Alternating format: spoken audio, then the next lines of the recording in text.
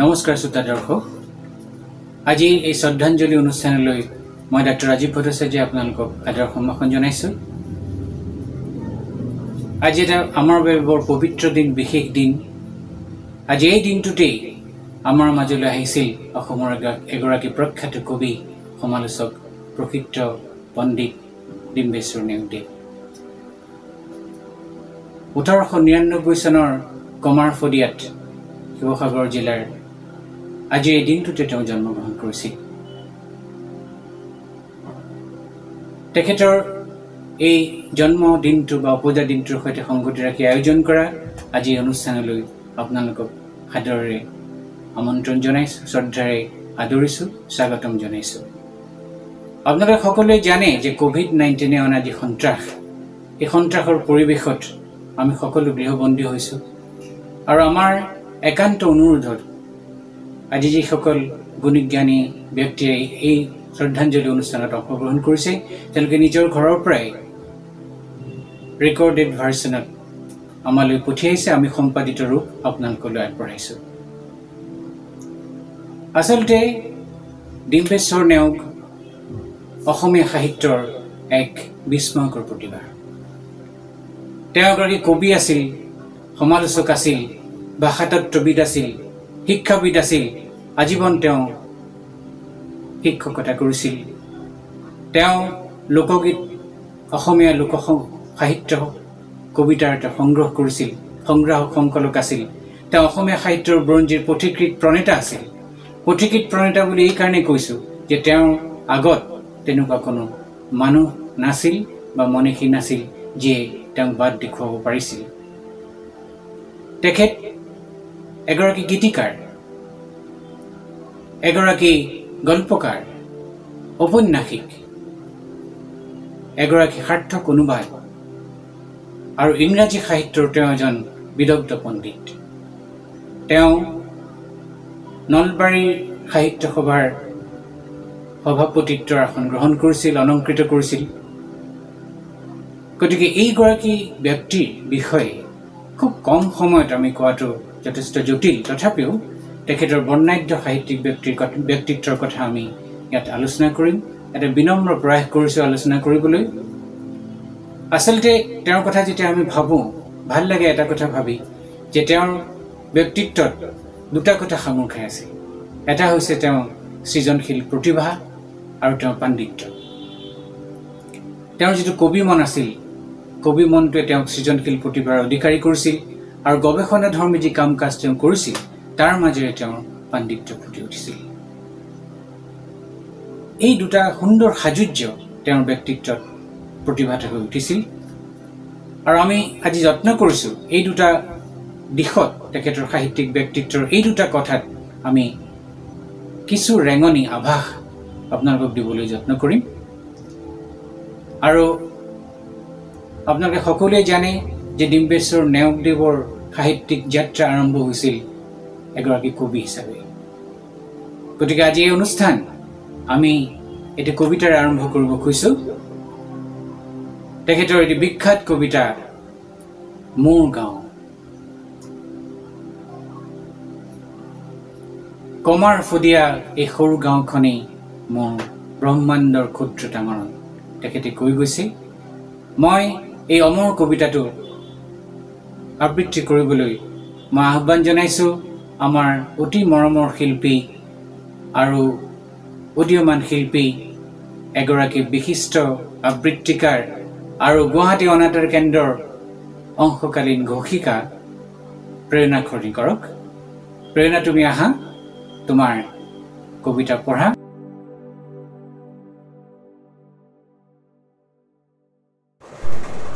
নমস্কাৰ।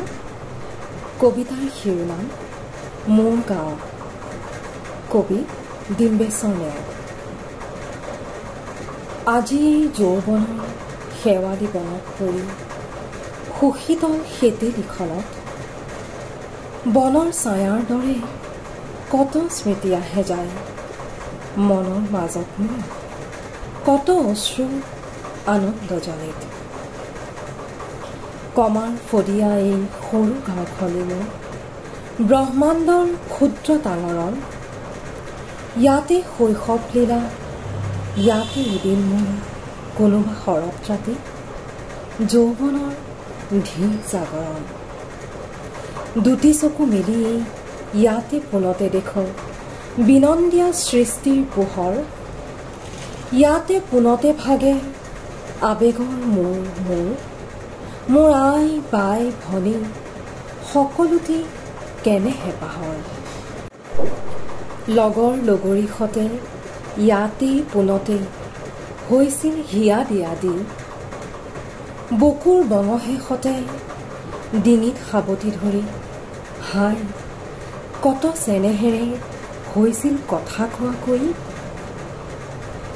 পোহৰ জাৰত থৈ গাৰ চকঠীয়াখনি মেজি খৰি গোটালো কটনা পথাৰে পথাৰে লৰি গৰু যুঁজ চাই চাই কত ৰং লোভিছিলোঁ নাই আৰু আজি সেইদিনা সৰু গাঁওখনি তোক কত ভাল পাইছিলোঁ ভাল পাওঁ আজি শতবাৰ মোৰ জন্ম জন্মান্তৰ কত স্মৃতি আজিও যে কত যে যতন কৰি আচলৈ যেন আপোনাৰ সেই যে অযুত কথা মোৰ হৃদি শুনিতেৰে ধুই ধুই নতুন নিতো নতুন সি জোনবেলি নতুন সি গছলতা সেই সকলোকে লৈ মোৰ শৈশৱ আকৌ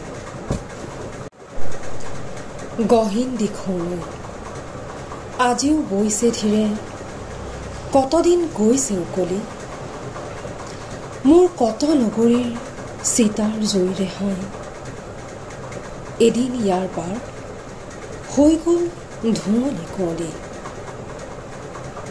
সেই গাঁও সেই দিন গ'ল আজি সকলোটি একেলগে সকলো হেৰাল আগৰ সকলো আছে তথাপিও কিবা যেন কাহ পৰি জিনজোৰ সকলোটি নিমাত নিতাল ভাওনা সবাহ পাতি ডেকা ল'ৰা সকলোটি জুমে জুমে নুফুৰে বাটত চাপিলে বিহুৰ কাষ গাঁৱৰ গাভৰু ডেকা নহয় পুনৰ কিয় মতলীয়া ঢোলৰ মাতত বিশ্বৰ সৌন্দৰ্যখনি জন্মভূমি তই মাথো এচমকা ব্ৰহ্মাণ্ডৰ হিয়া ওলাই চকুলো মোৰ দেখিলে আগত তোৰ বুকুৰ সৌৰভ ঘটে কাল আহি কাঢ়ি লৈ যোৱা আগৰ নিচিনাকে গয়াৰ মাজত আৰু নাই সেই বান্ধ সমাজৰ মিলাপ্ৰীতি একতাৰ জকা মাত্ৰ অৱশেষ কৰচুত কপত মাথো সকলোৰে ৰজা হৃদয়ৰ জাতীয় উৎসৱ আদি কোনো ৰং ধেমালিতে নাই প্ৰাণ আগৰ হৃদৰে ধনকে মাথোন চিনি মৰম নিচিনা হ'ল ধনেই মাথোন হ'ল দয়া স্নেহ মূলতে সবাৰে তাৰ লগে লগে হাই দাৰিদ্ৰই বিন্ধিছেহি খাবলৈ বছৰ জোৰাই নাতে দেখি লাহে লাহে এঘৰ দুঘৰকৈ উঠি গৈ গয়ালোক ফুৰিছেগে অনাই বনাই হয়তো দুদিন পাছে এই গাঁও এই বাৰী এৰি হ'ব নতুন পাতনি তেতিয়া মোৰ এই গাঁও এই স্বপ্ন হ'ব নেকি সঁচাকৈ সকলোতে এঠানি এবানি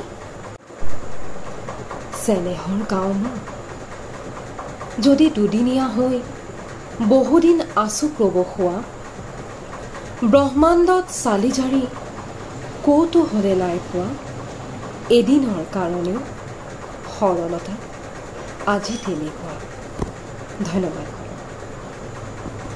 ধন্যবাদ প্ৰেৰণা তোমাক ধন্যবাদ জ্ঞাপন কৰিছোঁ অতি সুন্দৰকৈ তুমি কবিতাটো আবৃত্তি কৰিছা এইটো নেওগদেৱৰ এটা অমৰ কবিতা আচলতে এইটো এটা তেওঁৰ অনুস্মৃতি তেওঁ নষ্টালজিক হৈছে এই কবিতাটোৰ মাজেৰে আৰু এই কবিতাটোৰ মাজেৰে তেওঁ বহল বিশ্বখন তেওঁ পদাৰ্পণ কৰিছে ব্ৰহ্মাণ্ডৰ ক্ষুদ্ৰ ডাঙৰণ তেওঁৰ সেই সৰু গাঁওখনৰ মাজেদি এটা বিশ্ববিখ্যাত তেওঁ পৰিচয় দাঙি ধৰিছে তোমাক ধন্যবাদ জনাইছোঁ আমাৰ মাজত আছে আমাৰ ডিম্বেশ্বৰ নেওগ আজলিতৰা নেওগ পুৰণি সৰু সমিতিৰ স্থায়ী সভাপতি শ্ৰীযুত কীৰ্তিকমল ভূঞাদেৱ মই ভূঞাদেৱক দুআষাৰ ক'বলৈ অনুৰোধ জনাইছোঁ আমাৰ তেখেতৰ পৰিচয় আপোনালোকে জানেই এগৰাকী বিশিষ্ট গীতিকাৰ কবি অনুবাদক কীৰ্তিদাক মই বিনম্ৰ অনুৰোধ জনাইছোঁ তেওঁ বক্তব্য যেন দাঙি ধৰে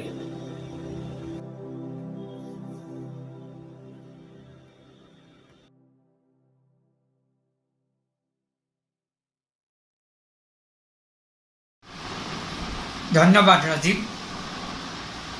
প্ৰিয় শ্ৰোতা দৰ্শক আজিৰ এই অনুষ্ঠানলৈ মই আপোনাক সদৈতিকে সাদৰ সম্ভাষণ জনাইছোঁ আপোনাক সবে জানে যে আজি ডিম্বেশ্বৰ নেওগদেৱৰ জন্মতিথি 1899 চনৰ আজিৰ দিনটোতে তেওঁৰ জন্ম হৈছিল শিৱসাগৰ চহৰৰ সমীপস্থ কমাৰফদীয়া গাঁৱত যি উপজা গাঁৱক তেওঁ কমাৰফদীয়া মোৰ সৰু গাঁওখনেই ব্ৰহ্মাণ্ডৰ ক্ষুদ্ৰ টাঙৰণ বুলি বৰ্ণনা কৰি গৈছে আৰু যি গাঁও তেওঁৰ কবিতাত আজিও অমৰ হৈ আছে আৰু ভৱিষ্যতলৈ অমৰ হৈ থাকিব আজিৰ এই পবিত্ৰ উপলক্ষত মই এইগৰাকী মহান অসম সন্তানৰ পুণ্যস্মৃতিৰ উদ্দেশ্যে মোৰ সশ্ৰদ্ধ প্ৰণিপাত নিবেদিলোঁ ডিম্বেশ্বৰ নেওগ বুলি ক'লেই শিৰৰ মাজত সেওঁতাৰে সৈতে দীঘল চুলিৰে সেই সুদৰ্শন মুখাৱয়ৱৰ ছবি আমাৰ মানস পটত ভাহি উঠে যাৰ শান্ত সৌম্য সমাহিত ৰূপে প্ৰথম দৃষ্টিতে আমাৰ স্বতঃস্ফূৰ্ত শ্ৰদ্ধাৰ উদ্ৰেক কৰে যি শ্ৰদ্ধা ক্ৰমে গভীৰৰ পৰা গভীৰতৰ হয় আৰু য'ত যোগ হয় ভাল পোৱা যেতিয়া আমি নেওগদেৱৰ জীৱন আৰু কৰ্ম কৃতি আৰু কীৰ্তিৰ সৈতে পৰিচিত হওঁ তেওঁৰ নিস্বাৰ্থ অসম প্ৰেমৰ সৈতে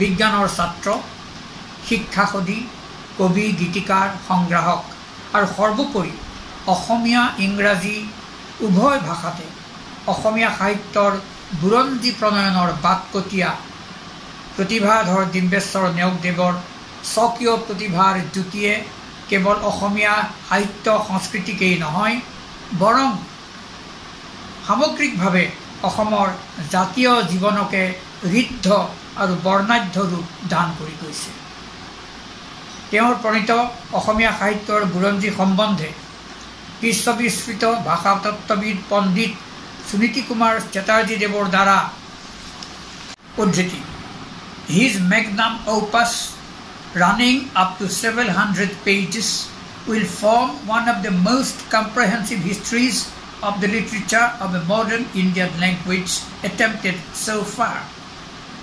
পুলি উচ্চ প্ৰশংসিত নেওগদেৱে অসমীয়া বৈষ্ণৱ সাহিত্য আৰু প্ৰাক ঐতিহাসিক অসম সম্বন্ধেও মৌলিক গৱেষণালব্ধ গ্ৰন্থ ৰচনা কৰি গৈছে এইমাত্ৰ উল্লেখ কৰা গ্ৰন্থকেইখনিৰ উপৰি অসমীয়া সাহিত্যৰ অসমীয়া ভাষাত ৰচিত 4খন আৰু ইংৰাজী ভাষাত ৰচিত এখন বুৰঞ্জী প্ৰায় 10খন কবিতা সংকলন আদিৰে সমৃদ্ধ অসমীয়া সাহিত্যলৈ তেওঁৰ মৌলিক অৱদানৰ সম্ভাৰ তদুপৰি আছে অসমীয়া লোক সাহিত্যৰ সংগ্ৰাহক আৰু কবিতা সংকলক হিচাপে তেওঁৰ সংকলিত সম্পাদিত গ্ৰন্থৰ অৰিহণা উল্লেখ্য যে এইগৰাকী নমস্য সাহিত্যসেৱীক অসম সাহিত্য সভাৰ নলবাৰী অধিৱেশনৰ সভাপতি হিচাপে বৰণ কৰি যথাযথ সন্মানেৰে ভূষিত কৰিছিল সেই অধিৱেশনৰে সভাপতিৰ অভিভাষণত জাতি ভাষা আদি সম্বন্ধে নেওগদেৱে উল্লেখ কৰি যোৱা ভালেখিনি বিষয় আৰু বক্তব্য আজিও প্ৰাসংগিক হৈ আছে আপোনাসবক বিনম্ৰতাৰে জনাওঁ যে সাম্প্ৰতিক সময়ত কৰোনাৰ জ্বালাতনৰ পৰিপ্ৰেক্ষিতত আজি আমি এনেৰূপে অনুষ্টুপীয়াকৈ নেওগদেৱৰ জন্মতিথি পালন কৰিব লগা হৈছিল। যি কি নহওক, পূৰ্বৰ বৰ্ষবোৰৰ দৰেই ডিম্বেশ্বৰ নেওগ আজলিতৰা নেওগ সোঁৱৰণী সৌৰ সমিতিৰ উদ্যোগত এইবাৰৰ অনুষ্ঠানৰো আয়োজন কৰা হৈছে। এইখিনিতে ডিম্বেশ্বৰ নেওগ আজলিতৰা নেওগ সোঁৱৰণী সৌৰ সমিতিৰ বিষয়ে আপোনালোকক এষাৰ অৱগত কৰাটো সমুচিত বুলি বিবেচনা কৰিছোঁ। অপ্ৰিয় হ'লেও এষাৰ কথা সত্য যে 1980 চনত স্থাপিত এই সমিতিৰ দ্বাৰা বিশেষভাৱে পৰিয়ালৰ সদস্যা জীৱন মাধুৰী নেওগ বৰা মহোদয়াৰ উদ্যোগতহে নেওগদেৱৰ বাৰ্ষিক স্মৃতিচাৰণকে ধৰি অনুষ্ঠানসমূহ আয়োজন কৰাটো সম্ভৱ হৈ আহিছে। যি কি নহওক, আপোনালোকক জনাবলৈ পাই মই সুখী হৈছোঁ যে আজিৰ অনুষ্ঠানলৈ আমি এনে কেইগৰাকীমান ব্যক্তিক আমন্ত্ৰণ কৰি আনিছোঁ, যিকেইগৰাকী ব্যক্তি ডিম্বেশ্বৰ নেওগদেৱৰ জীৱন আৰু কৰ্ম সম্বন্ধে সুপৰিচিত। তেখেতসকলে কিছু সময়ৰ পিছতে আপোনালোকক স্বকীয় বক্তব্যৰে আপ্যায়িত কৰিব। ধন্যবাদ। ধন্যবাদ কীৰ্তিদা, আপুনি সুন্দৰকৈ নেওগদেৱৰ বৰ্ণাঢ্য ব্যক্তিত্বৰ কথা ক'লে। আমি আপোনাক আন্তৰিক ধন্যবাদ জ্ঞাপন কৰিছোঁ। আপুনি অসুস্থতাৰ মাজতো আমাৰ মাজত আজি থাকি যিখিনি কথা ক'লে আমি সঁচাকৈ অনুপ্ৰাণিত হৈছোঁ।